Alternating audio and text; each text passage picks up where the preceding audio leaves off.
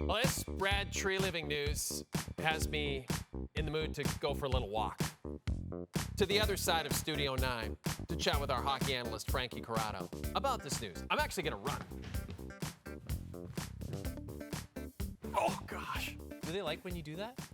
I think the director likes it because then I'm not like out of the light. Okay. Right? Yeah. Because if I linger, Carrie, our director, she's concerned about me not being there. She wants me to. You go into the darkness. Yeah, I go into the darkness, literally and figuratively.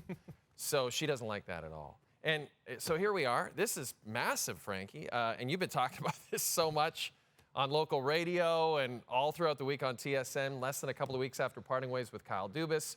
According to our insider, Darren Dreger, it appears that Brad Treliving is set to become the next general manager of the Toronto Maple Leafs. So you heard the reaction. I was with you when we first heard the news. Tell us how you reacted. It just feels like it checks a lot of boxes for the Leafs. Like Brendan Shanahan wanted a general manager with some experience. Well, he gets that in Brad Treliving. But not only is it experience, it's experience in a Canadian market. I think that matters. Like, we understand the pressure that's involved in playing for a Canadian market. Like, I know as a player how hard it was for me, and I played on a team in Toronto that wasn't even a very good team. And you think about where this team is going now, or where they want to be. They want to be a championship team with those kinds of aspirations. Well, Brad Treliving has been in Calgary. He understands what a Canadian market is all about, and he understands tough decisions. Like, he had to make a lot of tough decisions in Calgary under some tough circumstances. Thought he handled himself really well. The other thing that Brad Treliving hasn't been afraid to do is go out in free agency and make some splashes. Yep. Like, he got Jacob Markstrom. He got a #1 goaltender. He's brought in Chris Tanev, who's been a really steady influence on the blue line for Calgary. Tyler Toffoli. Like, he's made some moves that have been wins. Some have been losses. Yep. But like any general manager in the league, that seems to be the case. So it just seems like Brad Treliving for the Toronto Maple Leafs checks a lot of boxes as far as what they were looking for in a GM, and sounds like they're going to get their guy. And you brought it up. Tough choices. You had to make the toughest choices last summer, as we know, with the Johnny Gaudreau situation, with the Matthew Tkachuk situation. I really think he did an incredible job considering he was backed into a corner. Now, there's a lot of revisionist history going around now that Matthew Tkachuk has made the Stanley Cup final. The trade doesn't look as good. Huberdeau didn't have as good a year as we would have liked him to have had. But real tough decisions in a tough situation, and now the Leafs are about to have those similar types of decisions. Does that make him kind of a perfect guy to come in and give it a shot? For sure. And we talk about players all the time being battle-tested.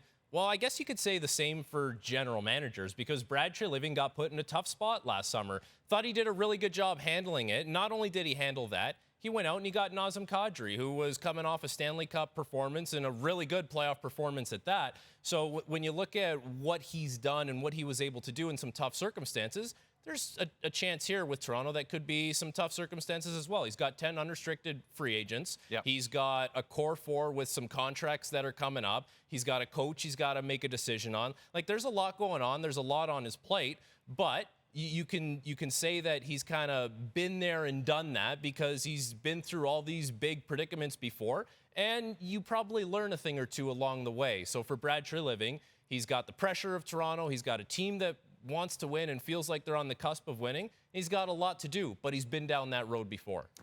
And you mentioned it. There's so much to work through, but there are two key points here. You mentioned the unrestricted free agents. Well, Auston Matthews is not an unrestricted free agent yet, but he does have that no trade clause kicking in July the 1st. He could have a contract extension this summer. And then you mentioned Sheldon Keefe as well.